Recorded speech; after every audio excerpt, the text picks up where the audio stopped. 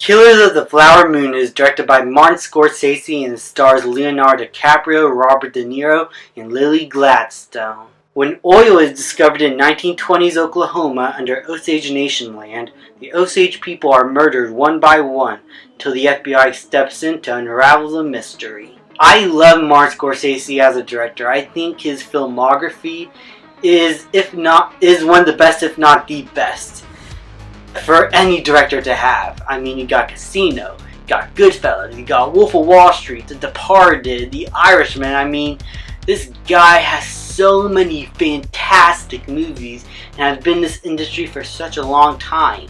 And really, in fact, I don't think at all he has a movie that is widely considered terrible, like one that everyone hates.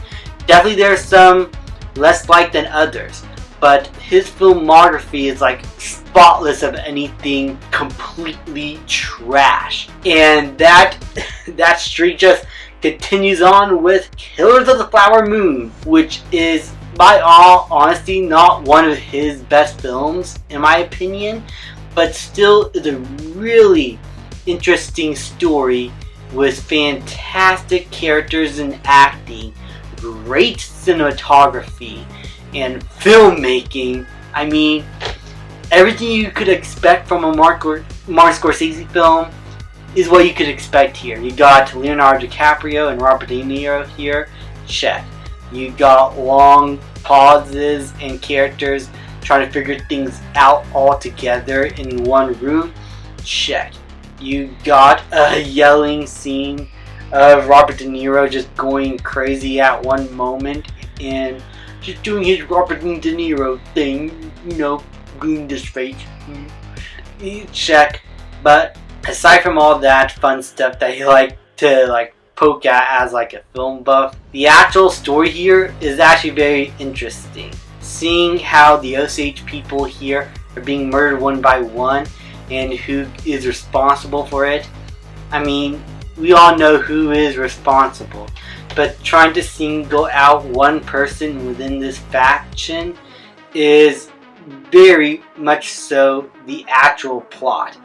And while it is unraveled pretty early due to Robert De Niro's excellent performance and character writing here, the film actually gets you invested as to what these killings actually mean for the characters instead of the actual mystery.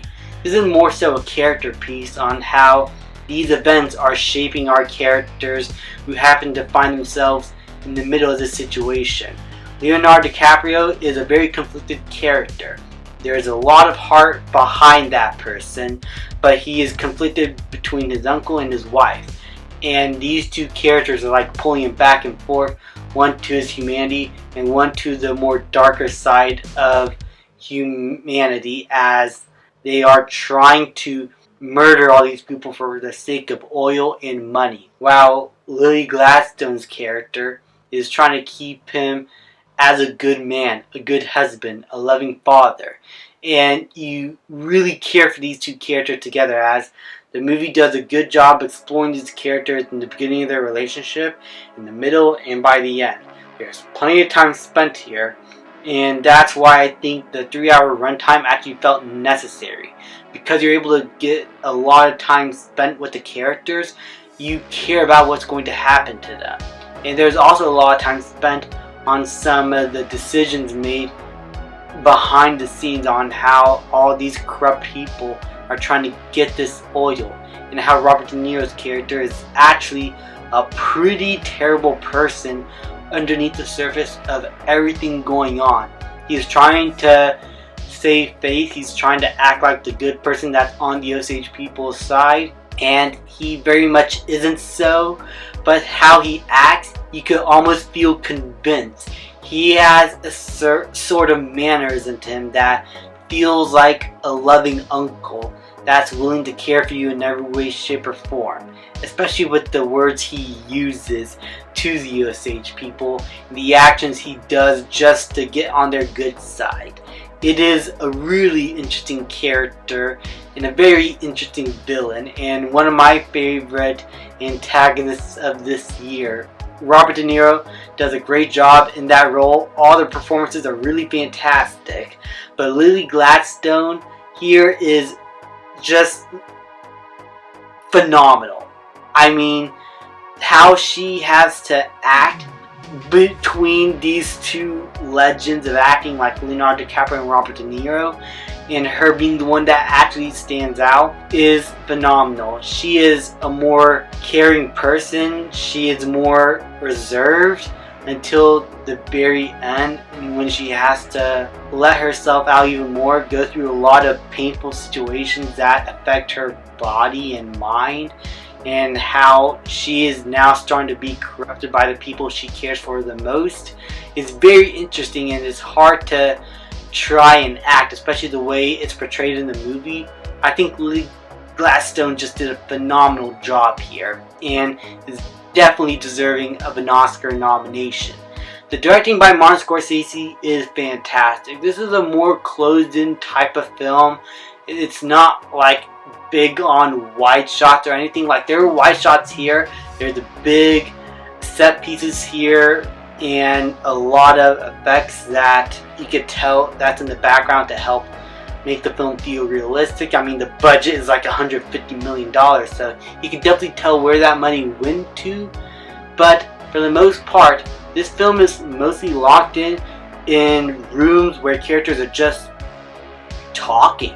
And it's enthralling, like always, because Martin Scorsese does a great job at getting you interested in what these characters are going through, how they're trying to weave their way around certain situations, and how they're trying to problem solve. And it's very interesting to watch.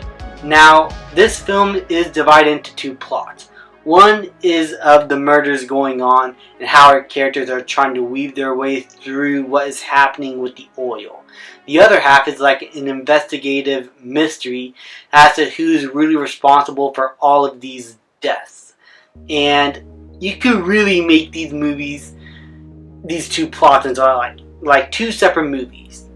But I think Martin Scorsese did a really good job at connecting these two in a way that feels natural.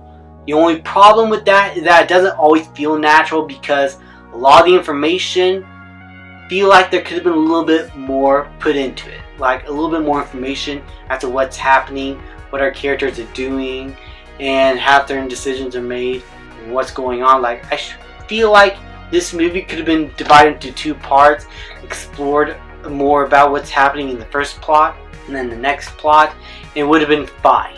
But the movie decided to cram these two plot lines together, and while I think it worked very well, I think with a few more scenes it could have been much better. And this goes into some of my pacing problems.